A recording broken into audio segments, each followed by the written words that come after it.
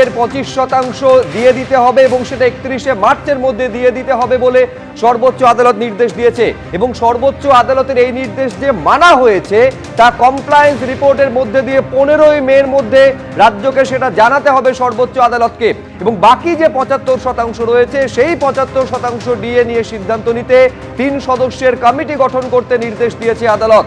মহামান্য বিচারপতি সঞ্জয় করল এবং বিচারপতি প্রশান্ত কুমার মিশ্রর বেঞ্চ এই নির্দেশ দিয়েছে। কেন্দ্রের সঙ্গে রাজ্যের এই মুহূর্তে ডিএর ফারাক রয়েছে 40%।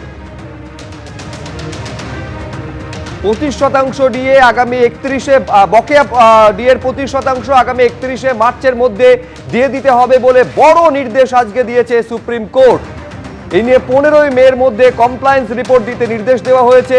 বাকি 75% ডিএ নিয়ে সিদ্ধান্ত নিতে একটি কমিটি গঠন করার নির্দেশ দিয়েছে সর্বোচ্চ আদালত। 3 সদস্যের এই কমিটি হবে।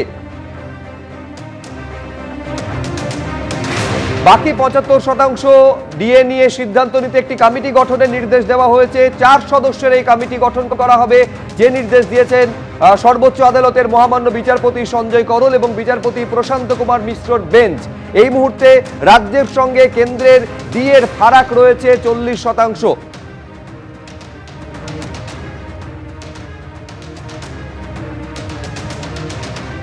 ডিএ মামলার রায়দান ইতিমধ্যেই হয়েছে, যেখানে 2 বিচারপতির বেঞ্চ সর্বোচ্চ আদালতে তারা নির্দেশ দিয়েছেন যে 25% অর্থাৎ যে বকেয়া ডিএ রয়েছে রাজ্য সরকারি কর্মচারীদের তার 25% মিটিয়ে দিতে হবে 31শে মার্চের মধ্যে এবং সেই সংক্রান্ত রিপোর্ট অর্থাৎ কমপ্লায়েন্স রিপোর্ট 15ই মের মধ্যে সর্বোচ্চ আদালতে দিতে হবে রাজ্য সরকারকে। একই সঙ্গে বাকি 75% বকেয়া ডিএর কি হবে সেক্ষেত্রে একটি 4 সদস্যের কমিটি গঠন করার কথা বলা হয়েছে সর্বোচ্চ আদালতের পক্ষ থেকে। আপনাদের মনে থাকবে মোট 40,000 কোটি টাকা রয়েছে বকেয়া ডিএর পরিমাণ, তার মধ্যে থেকে 25% বকেয়া ডিএ এখনই অর্থাৎ চলতি বছরের 31শে মার্চের মধ্যে মিটিয়ে দিতে হবে রাজ্য সরকারকে, যার পরিমাণ টাকার অঙ্কে 10,400 কোটি।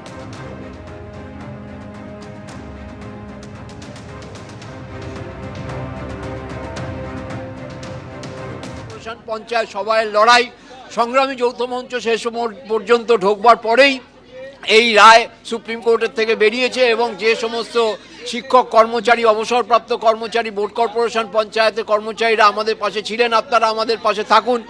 যে টাকা আপনারা তুলে দিয়েছেন, সুব্রমণিয়ামের ফিস দেওয়ার ক্ষমতা আমাদের ছিল না, সেই টাকা আপনারা তুলে দিয়েছেন এবং সেই টাকা দিয়েই আমরা এই মামলায় জোর লড়াই জিতেছি।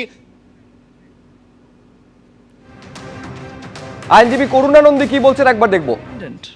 On dearness allowance, because dearness allowance is that portion of salary that makes living possible in an economy that where there is inflation. So 25% interim order was given earlier. By what did that amount needs to be paid to the employees? there will be no double payment. That 25% was not paid, and so therefore this will the entire thing will come together. And first installment needs to be paid by which date, ma'am? The details we will see when the entire judgment comes. But the employees have got what they wanted. Yes. So today it is a big win for the employees. Yes.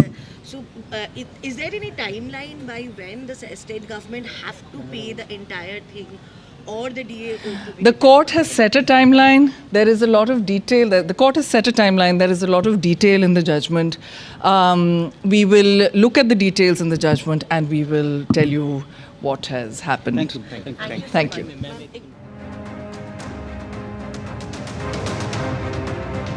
বিস্তারিত judgement সামনে এলেই জানা যাবে, এমনটাই আইনজীবী করুণানন্দীর বক্তব্য আপনারা শুনলেন। না রীতিমধ্যেই সুপ্রিম কোর্টের বড় ঘোষণা, বকেয়া ডিএ রাজ্য সরকারি কর্মচারীদের যা রয়েছে তার 25% 31শে মার্চের মধ্যে মিটিয়ে দিতে হবে এবং সেই সংক্রান্ত রিপোর্ট 15ই মের মধ্যে রাজ্য সরকারকে জমা দিতে হবে সুপ্রিম কোর্টে এবং বাকি 75% বকেয়া ডিএর ক্ষেত্রে একটি কমিটি তৈরি করা হবে, যেখানে 4 সদস্যের এই কমিটি, যেখানে অবসরপ্রাপ্ত বিচারপতির নেতৃত্বে থাকবেন তারা।